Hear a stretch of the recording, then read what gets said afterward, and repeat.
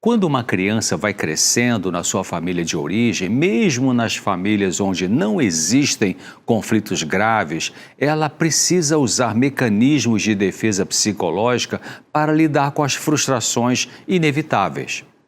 Assim como o nosso sistema imunológico foi criado por Deus para proteger nosso corpo contra invasores como vírus ou bactérias que produzem enfermidades, também nós temos em nossa mente mecanismos psicológicos para nos ajudar a, se possível, nos afastar de atitudes, sentimentos, pensamentos, palavras e crenças que podem ser desagradáveis.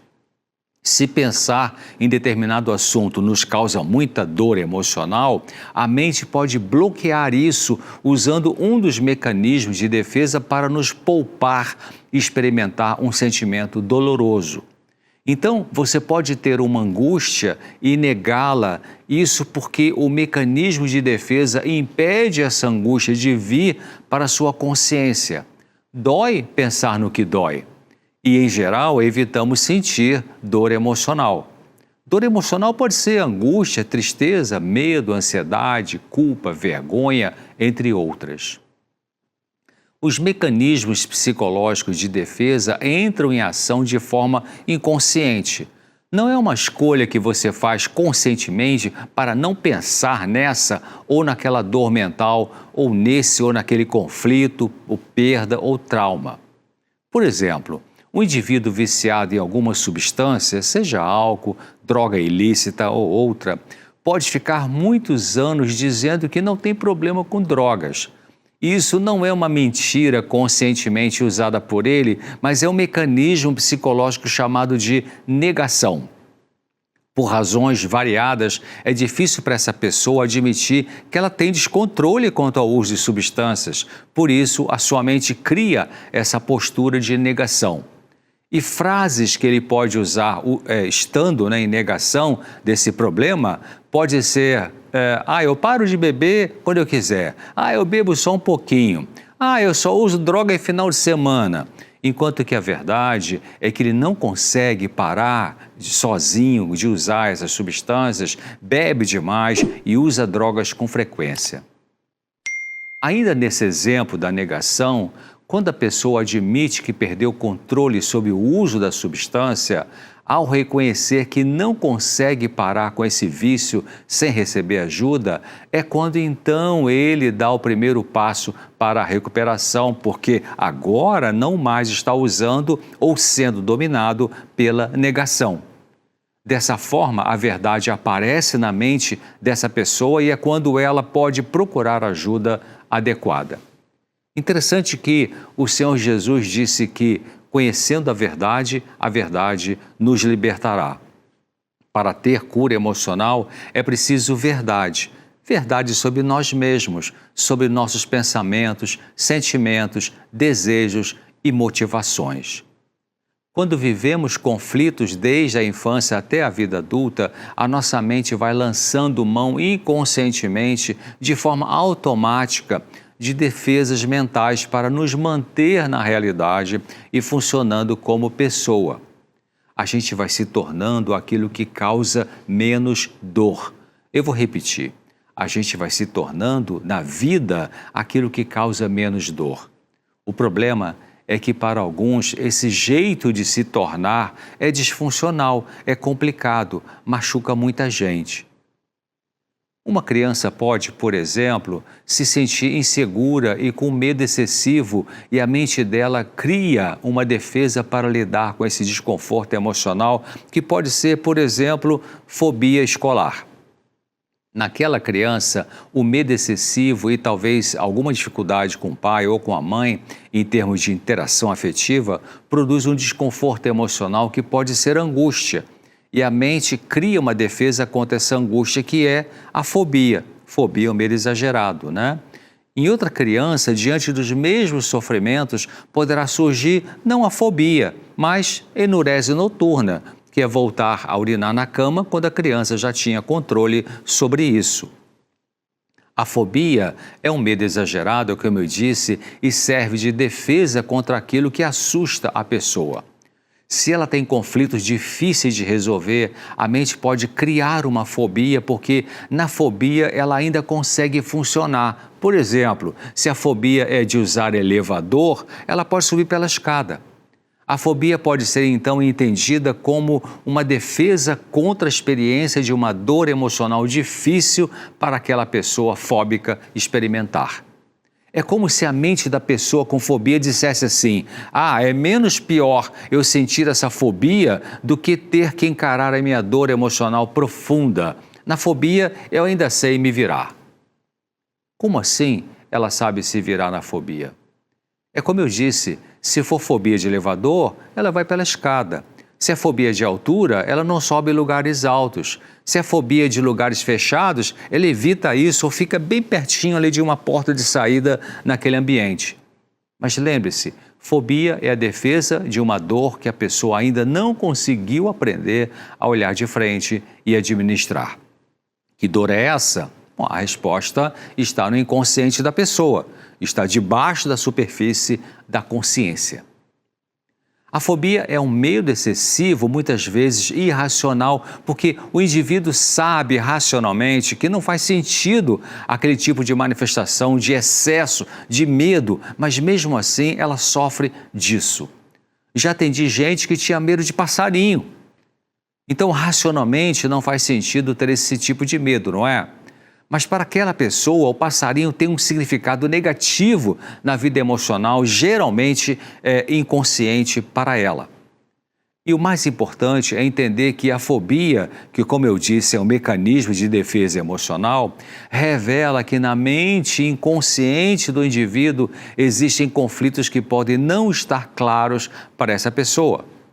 Realmente, a pessoa, independente do seu nível cultural, pode dizer assim: ah, eu não sei por que eu sinto esse tipo de medo exagerado. A cura disso requer a tomada de consciência dos conflitos que estão embaixo da superfície e da consciência, e isso pode ser doloroso, porque dói, como eu disse, pensar naquilo que dói. Por isso, evitamos pensar no que causa a dor emocional e usamos inconscientemente um mecanismo de fuga da experimentação dessa dor. Fazemos isso até estarmos prontos para encarar a verdade que estava inconsciente.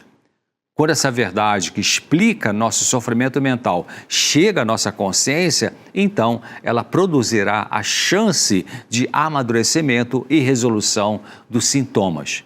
Por isso que conhecer a si mesmo é grande conhecimento. Por isso, Jesus disse: e conhecereis a verdade, e a verdade os libertará. Então, uma pergunta que surge é: que verdade sobre mim mesmo preciso conhecer para me tornar livre desse sofrimento mental? Para descobrir isso, você precisa pensar, orar, refletir, tentar fazer as conexões entre os sofrimentos do passado e os sintomas de hoje. Precisa montar o quebra-cabeça da sua vida. Pense no que houve em sua infância e adolescência e que foi ruim para você. Tente lembrar qual sentimento sentiu naquela ocasião. O que perturbava na sua mente? Era medo, tristeza, culpa, vergonha? O que você fazia com esses sentimentos quando era criança? Você falava para alguém desabafando? Você engolia tudo? Como é que seu pai, a sua mãe ou quem criou você lidava com esses sentimentos seus? Davam apoio? Recriminavam? Ou não faziam nada porque você não falava como se sentia? Pense sobre isso. Peça a Deus para entender o que Ele sabe que você precisa entender sobre seus sofrimentos do passado para ser libertos dos sofrimentos do presente.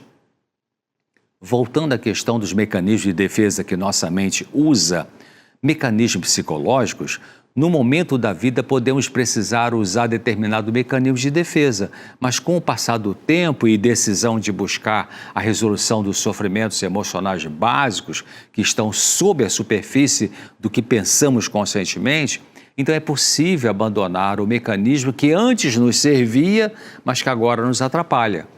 O que antigamente nos ajudava a lidar com situações dolorosas, agora pode ser uma barreira para nosso amadurecimento e força para viver. Um alcoólatra ou alcoólico pode ter vivido em negação sobre a perda do controle sobre a bebida por muitos anos. Ele usava esse mecanismo de defesa para não encarar o problema. Mas fugindo da verdade sobre a sua compulsão sobre o álcool, a sua vida não podia melhorar e ele e seus familiares e amigos sofriam.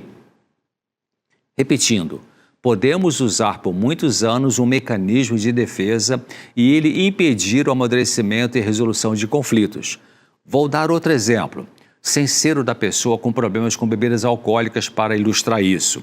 Vamos supor que você tivesse quebrado uma perna em um acidente e precisou usar muletas por um tempo. Enquanto não podia apoiar no chão plenamente a perna fraturada, as muletas eram necessárias. Mas se quando o médico liberou o uso das muletas porque a perna já estava sarada e você decidisse continuar usando as muletas, elas seriam um problema para andar em vez de um auxílio. Então, o que era necessário antes, agora não é mais. Uma vantagem para se transformaria numa desvantagem. Assim acontece com defesas psicológicas que usamos e com defeitos de caráter. Na medida em que somos iluminados por Deus e passamos a ver e admitir que temos este ou aquele defeito de caráter ou defesa que agora é disfuncional, que atrapalha, então, vendo, nós temos a chance de mudar. É importante, por um lado, não nos acomodarmos com nossas defesas e defeitos de caráter e lutar para melhorar. Por outro lado, é importante exercermos paciência com a gente mesmo e, em vez de nos condenar e depreciar ao perceber os nossos erros de comportamento, então aceitar o ritmo possível para a mudança deles. Às vezes, precisamos nos aceitar com os defeitos e tudo mais, antes que esses defeitos sejam removidos. Aceitar como Jesus nos aceita, mesmo sendo pecadores. Então, para melhorar um sofrimento mental ou problemas de relacionamento, é importante pensar no que a pessoa pode estar fugindo de parar de fugir da verdade, aceitar a situação dolorosa ou aceitar a perda e, finalmente, pensar no que pode fazer agora em sua vida depois da aceitação do problema ou depois da aceitação de que você não pode isso ou aquilo porque é onipotente, não é onipotente. Realmente aceitar nossa limitação é um passo para nos ajudar a fazer o que antes não conseguimos e que dá para fazer. A aceitação de nós mesmos nos liberta para ser o que é possível a gente ser com a ajuda de Deus, de parentes e de amigos. Bom, vamos ficar por aqui hoje. Eu espero você no próximo episódio, claramente, aqui na TV Novo Tempo, no programa Vida e Saúde. Até lá, se Deus quiser, luz para você.